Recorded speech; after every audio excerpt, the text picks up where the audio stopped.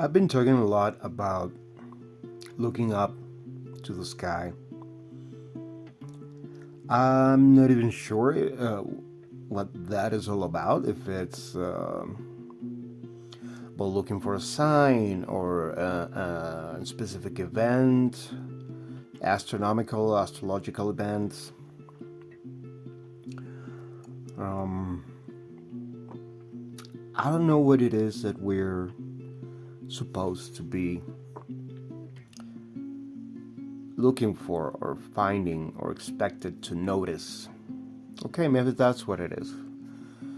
We're expected to notice something. What that is, I honestly don't know. I guess the main idea is for us to just be aware of whatever might be going on and stay vigilant, not in a paranoid way, of course. That's never what this is about. But to be how our awareness and our attention open, you know? Keep an eye out.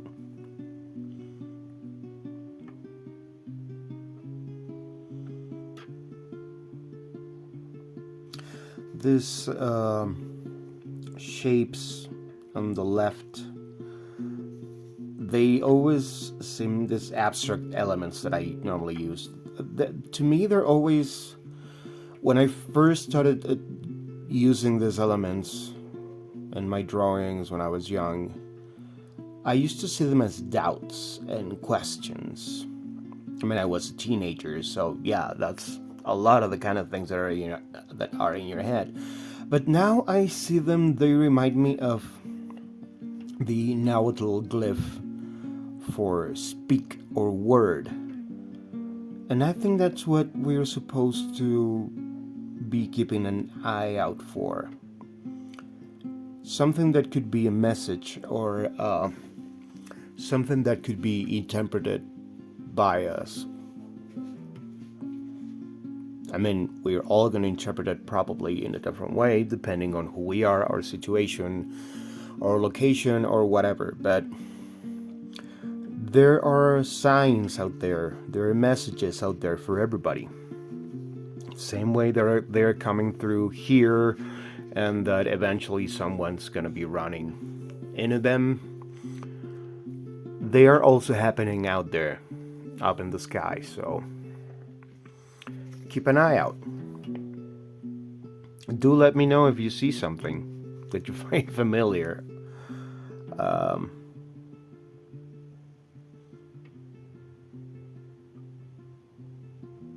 Or unfamiliar even. Anyway, let's see what the cards have to say to us about this, and I hope you can find some guidance here. All right, so welcome. This is me, and this is Hybrid Tarot.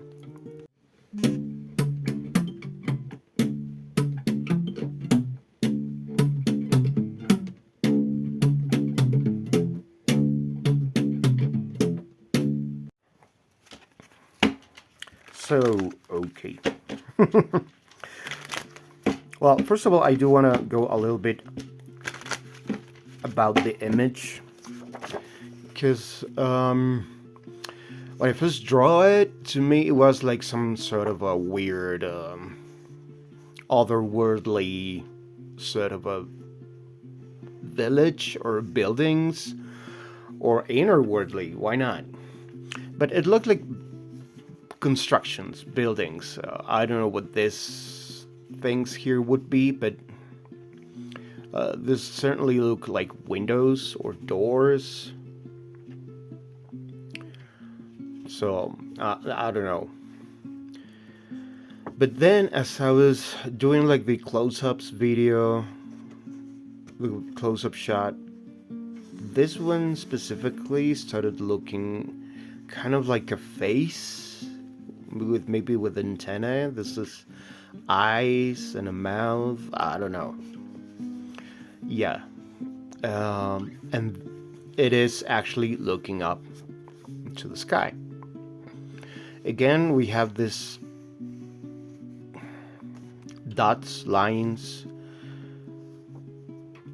I keep saying codes for some reason. This thing's coming down to the earth from the heavens, from the stars. And anyway, that's all I get for the initial interpretation, but we'll see what the cards help us to figure out further. I'm using the Tarot of the Divine by Yoshi Yoshitani. And this is one of my favorite decks ever. It is based on legends and myths from all around the world. So maybe what we're getting here has to do with one thing that is to be seen, or this codes, this messages, this whatever this represents, will come for the whole world, even if the whole world interprets them in a different way, because that's kind of what myths tend to be. Local interpretations of perhaps global events or phenomena happening in, ancient times. So we have the Magician on the reverse, for starters. So the Magician here can be about a blockage of our abilities, of our skills, of our ability to manifest, to connect something from the universe to the earth. So this could be speaking a little bit. This card is ruled by the planet Mercury, which just came out of retrograde. And I just realized that my deck is actually upside down. But still. Mercury just came out of retrograde, which could be very much the Magician on the reverse, or the shadow period, which is the time that Mercury takes to actually fully go direct after the retrograde phase.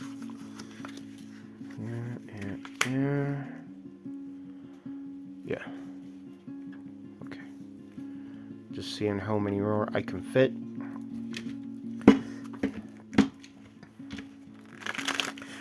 So Mercury coming direct may have something to do. Okay, there you go. With all this message that is unfolding here. So we have also the Page of Swords and the Nine of Coins, or Pentacles in this case.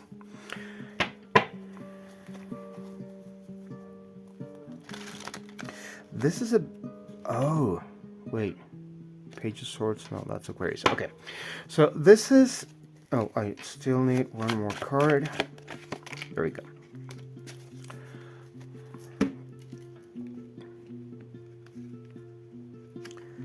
These two energies speak to me about a new chapter that we're about to get started in, and a definite skill that we perfected during, I don't know, maybe during the retrograde, maybe during this year. A lot of the messages I'm getting seem to be about the end of the year and the whole start of a new era, both 2025 and the Age of Aquarius. And we have the Moon, which was also showing up in the bottom of the deck in the reverse. Hierophant, wow. Temperance. Okay, a lot of major arcana.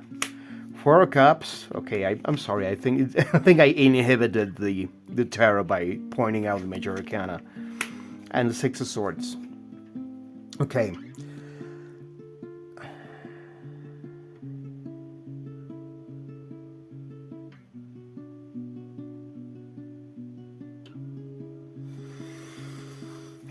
We were involved in developing our a level of mastery that is first of all connected to who we are, our very selves, something that has been kept hidden for a long time. Right now in esoteric and divination circles, at least on YouTube, I see a lot of people talking about activations that are happening for mediums, healers, leaders, a lot of people that are going to be involved on the formation of the age of Aquarius, well, the whole new era. Let's just keep it simple and talk about next year, all right? And both the Hierophant and the Temperance cards are cards that to me speak about actually being a teacher. The Temperance card is connected to the sign of Sagittarius, which is the season we are as I record this video. And if you can see here, the figure is actually holding an arrow and a bow, connecting it to the sign of Sagittarius. And the Hierophant, Sagittarius is the sign also of higher learning, mentors, prophets, philosophers, which are also guides and mentors, teachers, which is exactly what a Hierophant represents. Both of them are about an earthly connection. I mean, both Sagittarius and the Hierophant are energies that talk about a connection with the divine from the earth, an earthly connection of the divine, connecting the divine with the earth from the earth's perspective. And it seems that a lot of the people that are going to be involved, that are going to be leaders, guides, mentors, teachers, whatever, they have been living their lives in a blockage. Maybe that was actually intended that way.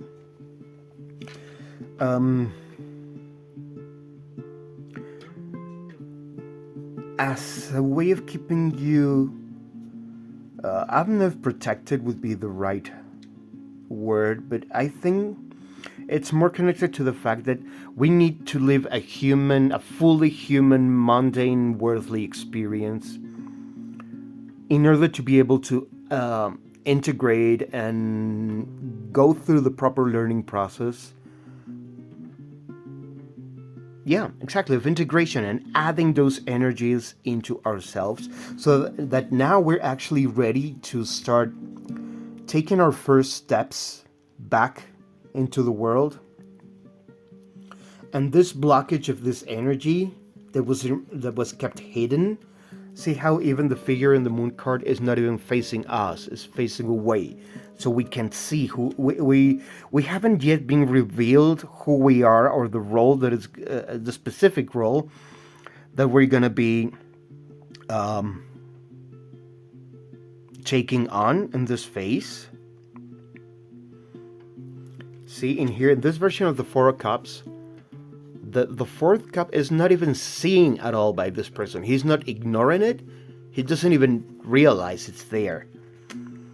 So think of robins, sparrows, some type of little bird might actually be a signal for you. And then we have the Six of Swords showing us how we're actually moving away of that phase already and walking into this one. Let me see. Too small here to be.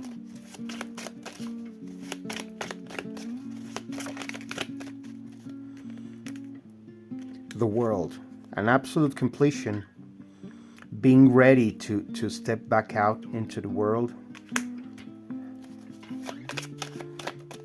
Okay, so all of this energy was about our divine feminine side. Now the divine masculine is meaning the outer world, the side of us that takes action and is concerned about practicality, about the material, everything that is external. That side is embracing the feminine so they can actually start walking out. Also masculine and feminine. the tower. We need to wait for... There's the structure that needs to crumble. Okay. The Lovers, which I love about this deck because it gives us... it uses the Beauty and the Beast for this depiction, which also makes me think of the Strength card, which I love, by the way. So, on the one hand, we're being advised to be strong because of this tower that needs to crumble. This is nothing that we're going to have to do to make it happen. This is already like programmed. This is something that's going to happen on its own. And that's why it is very important that we're fully integrated, like with the Lovers here. We have that kind of a dualistic message, because you see, this version of the world kind of could pass for the Lovers card, and this version of the Lovers card could very well pass for the Strength card. And what I'm getting from that is this completion, this integration of both our polarities is crucial to become a source of strength, our stability, to endure this tower that is going to crumble. And I know I keep saying it, and this is actually a very dramatic version of the tower, but it is... You see what... Oh, sorry. You see what's going on in here? This is a braid. This tower is Rapunzel's tower. This is a liberating tower. This is about breaking free from being captive, from that blockage. And then we have the Ace of Wands, our magic getting released, and our Ten of Wands. These two cards are about a new cycle, one cycle completing and restarting. One where that which had to die, had to end, is actually giving birth to a new life, a new cycle. Bright and expansive and passionate. Out of all this overload of work, of effort, of weight, I'm getting a lot of weight and time and patience. I mean, this blockage might have been working for you, or might have been active for you for quite a long time. So anyway, I don't want to extend too much. I think this is actually it. Congratulations, you're about to get started on a very exciting new phase. Might actually be related to drawing, to art, to writing, maybe all of those. But anyway, whenever you find this message, and if this applies to you, please let me know. In the meantime, thank you very much for your time, and see you soon.